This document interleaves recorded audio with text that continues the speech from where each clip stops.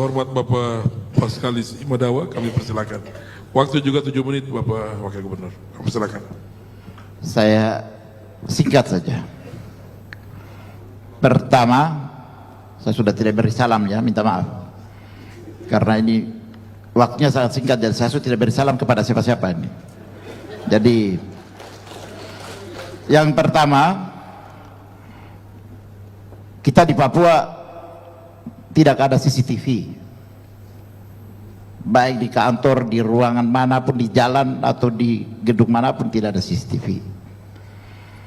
Nah, ketika pembunuhan yang bersifat mutilasi itu terjadi, maka cybercrime susah untuk mengungkapkan kasus itu.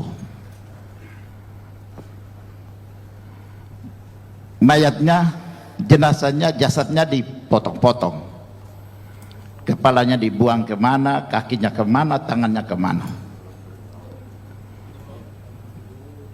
dan tidak bisa diungkap di Papua. Tapi kalau di Jawa bisa diungkap karena CCTV itu ada di mana-mana, tinggal lihat rekam jejak CCTV aja.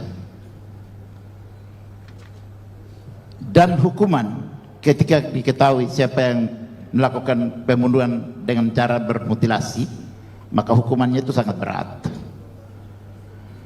lebih berat dari mereka yang hanya sekali bacok langsung mati di tempat.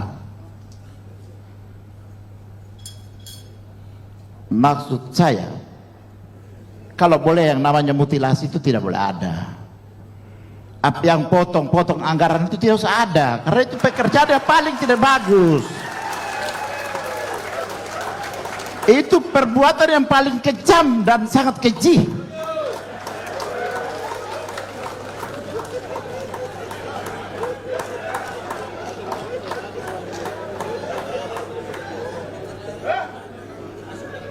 Ya.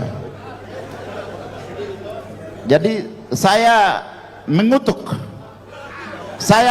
dengan keras para oknum-oknum dan tangan-tangan yang memutilasikan dana otsus itu, karena itu perbuatan tidak terpuji.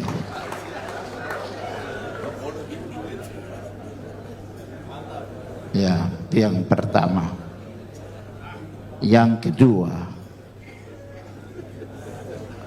undang-undang jangan sampai digugurkan oleh Inpres. Undang-undang bisa menggugurkan Inpres. Inpres dalam kedudukan hukum di Republik ini tidak lebih tinggi dari undang-undang.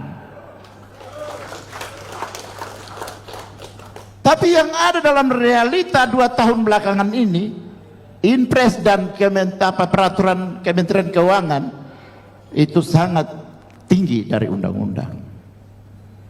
Bapak Komar yang terhormat, saya minta ini kita lebih keras dan lebih tajam lagi harus menyikapi ini. Sangat naif. Undang-undang bisa diabaikan oleh Inpres atau peraturan presiden, ke apa itu saya juga kurang tahu itu. Ya.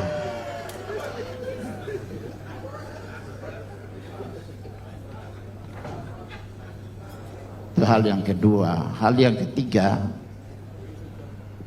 saya ini dari MRP baru ke wakil gubernur. Jadi coba tolong tambah CCTV tadi. MRP ini juga kita beri kewenangan supaya ada CCTV di sana juga di daerah ini gitu. Salah satu kewenangannya mungkin kewenangan untuk bagaimana mereka hak legislasi itu dikasih, dan juga hak budget itu dikasih,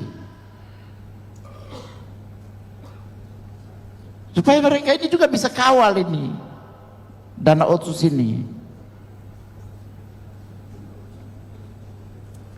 Mungkin itu yang perlu saya sampaikan. Itu hal yang ketiga. Yang keempat, 7 menit, jadi 1 menit 1 hal. Ya. Yang keempat, kalau transferan dana ini, saya izin kita ketua kelas ini, saya izin ketua kelas ini, saya minta izin ini.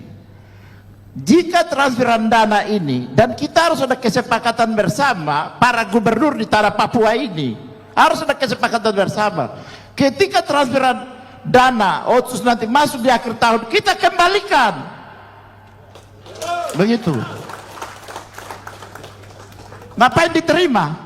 Dikembalikan aja. Begitu. Bukan tidak mampu mengelola, karena otsus ini kan ibaratnya ekor dipegang, kepala dilepas. Gitu. Masa kita ketergantungan yang sangat tinggi sekali ke pusat ini. Bahkan ini dana otsus ini katanya menurut orang kampung bilang itu otsus ada karena Papua mau merdeka gitu. Makanya diberi otsus.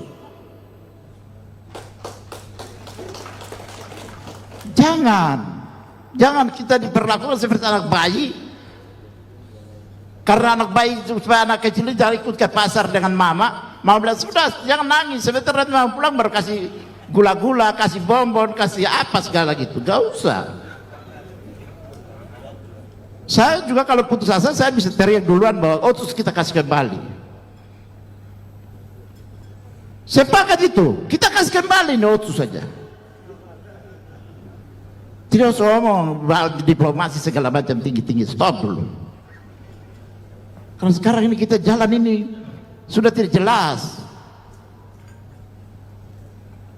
Saya minta ombudsman coba lakukan penelitian dulu. Ombudsman lakukan penelitian di daerah-daerah, di kepala-kepala daerah ini. Coba teliti dulu. Kira-kira pelayanan publik itu berapa persen? Saya rasa mungkin 0,0% sekarang ini pelayanan publik ini di tanah Papua ini. Jadi mungkin itu saja yang perlu saya sampaikan. Baik. Mohon kesepakatan bersama. Kalau di akhir tahun dananya masuk, kita kasih kembali. Tepuk tangan untuk Bapak. Sekian, terima kasih. Wassalamualaikum warahmatullahi wabarakatuh.